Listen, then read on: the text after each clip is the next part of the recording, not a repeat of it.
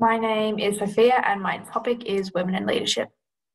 Just 2 weeks ago, on the 20th of January 2021, Kamala Harris was inaugurated as the first female Vice President of the United States.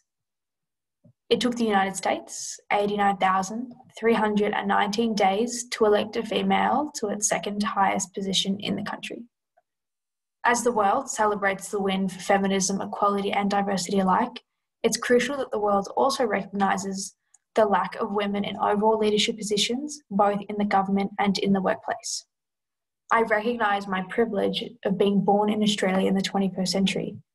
There are no current laws restricting me from going to university, getting a well-paying job, and rising up the ranks of my workplace through gaining a senior position. I'm lucky enough to have had some strong female role models in leadership positions throughout my life, such as the principal of my primary school and the principal of my high school. These two strong women have both inspired me to pursue my dreams and aspirations, and have also served as role models for all of my other female peers. In both of these schools, I was encouraged to apply to a multitude of leadership roles, such as form captain and school captain. And these schools have demonstrated that I have equal opportunities to those of my male peers. However, the gender bias that exists in our society can alone deter me from fulfilling my dreams of becoming Prime Minister.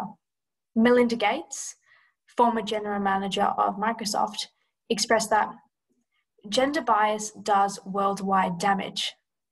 It's a cause of low productivity on farms. It's a source of poverty and disease. It's at the core of social customs that keep women down.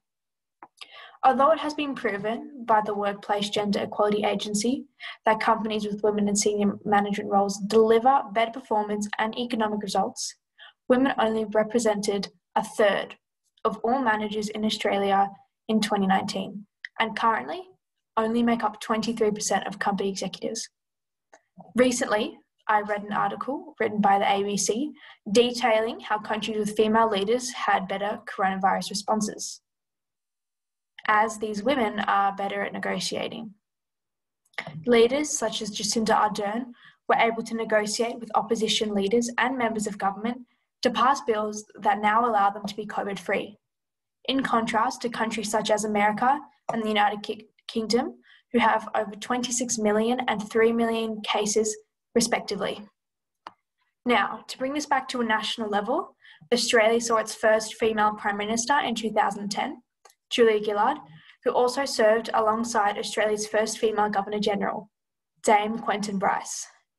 This consequential moment in Australian history was not void of sexism though, as Ms Gillard's prime ministership was tainted by sexism, most notably by the opposition leader at the time, Tony Abbott. In her now famous misogyny speech, she highlighted how Tony Abbott said that abortion was the easy way out, how he described her as a man's, and how the housewives of Australia needed to understand as they do the ironing.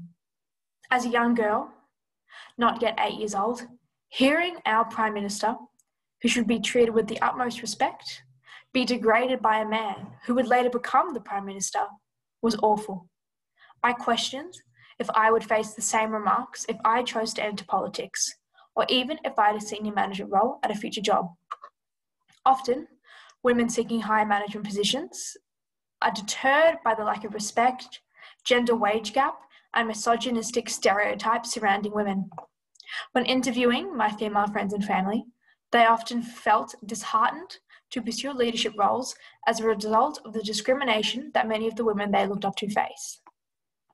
I hope that one day my daughter doesn't have to have these thoughts that I had, and that women in positions of power aren't celebrated or glorified anymore, as they'll just be the norm.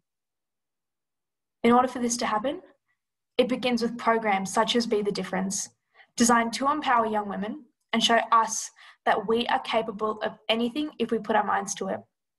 It starts with seeing women in leadership positions, in government and in companies both nationally and globally. It starts with breaking down the stigma that women are lesser than men. It starts with you and me.